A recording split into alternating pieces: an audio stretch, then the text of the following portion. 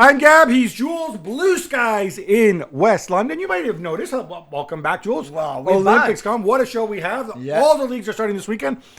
Time for change. You might notice this is a new set New as well. set. There you go. Yeah, same show though. No, even better, I think, this better, year. you're right. Jules, there's a ton to talk about. Also, because we haven't been around for the last 6 weeks. But let's start with a transfer.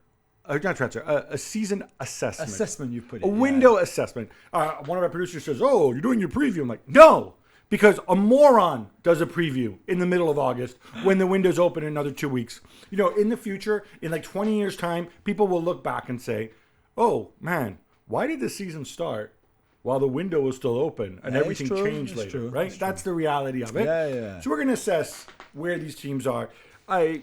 Quickly, in terms of the Premier League, who do you think has kind of done their business and is complete thus far? Who's the closest to I think being it's where they really want to be? interesting because Liverpool haven't signed anybody yet, and we don't Presumably know. not them. Not them, presumably. Although they might not think they need anything. Otherwise, you would think that a club like them, even if they miss out on Zubimendi, that they would have signed somebody by now. I think Chelsea have done what Chelsea and the Todd Burley have done now for many transfer windows, spending a lot without too much logic, it seems.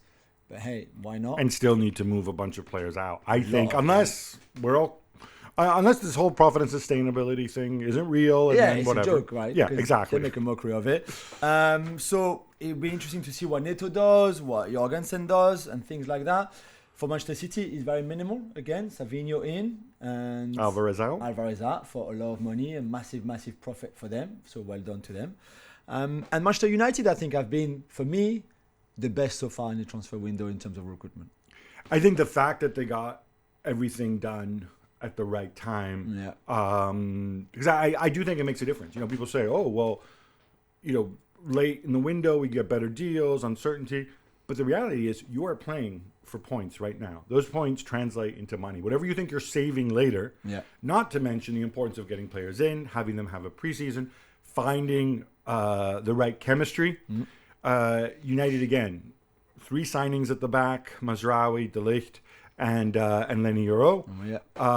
We can debate the fee, Lenny Euro. We can debate the signings as individuals, but they needed bodies in at the back. They got bodies in at the back, and Joshua Zirkzee, different to departed Anthony Martial. Yeah. I'm assuming he's going to contribute more than Martial did because Yeah, Martial you would- contributed I hope so. something close to nothing. Yeah.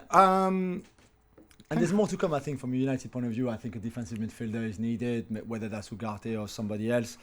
So, I think it's very interesting what they did. And they sold well, too, which is also important. As you know, you always mention it. It's the net spend that matters the most, more than just how much you've spent in a transfer window. Aaron Wan-Bissaka, obviously, getting $50 million back for him. And I think, there could yet be 1 or 2 more departures, I think. Greenwood as well, of course. And Greenwood, too. That is a big fee that they were able to get. Spurs as well. They got record signing. Okay, so Harry Kane leaves, and all right, we'll try Richarlison Yeah, or Son. or Son, but then you have to move Son from somewhere else because as good as Son is, he can't play 2 positions at once. Now they've gone all in, big center forward. Yeah, and I think you pay the money for it. 65 million. He's 26, so there's plenty of time. He's not too old. On the back of an incredible season, his best by far. And I know the question mark could be over how consistently can he be at that kind of level, scoring 20 plus goals a season, which is a worry because before that, the last time he did it was in the Championship, not in the Premier League. So we will have to see. But Spurs are a team that will create a lot of chances for Solanke, who for me is one of the best finishers of the league. So it makes a lot of sense to have gone for him even at that price. One of my favorite topics is Arsenal and the Arsenal center forward, and do they need a 20-goal a season score? I'm thinking Arteta's on my same and Edu are on my same wavelengths right now because they haven't brought in that big center forward. No. Instead, they brought in yet another left-footed defender, right? Yeah. Is it going to stay like this, you think, with the striker? Should it stay like this? I don't know. I think they're monitoring the situation in terms of striker. They can't go for an Aussie man. They can't go and spend 80, 90 million pounds on a striker for sure. If there's an opportunity in the market, I think they will go for it. But I think they also remind people that last season they finished second best attack of the league, just behind City. So is scoring goals the problem when you finish second highest and a few goals only behind the champions and Manchester City and the Guardiola team?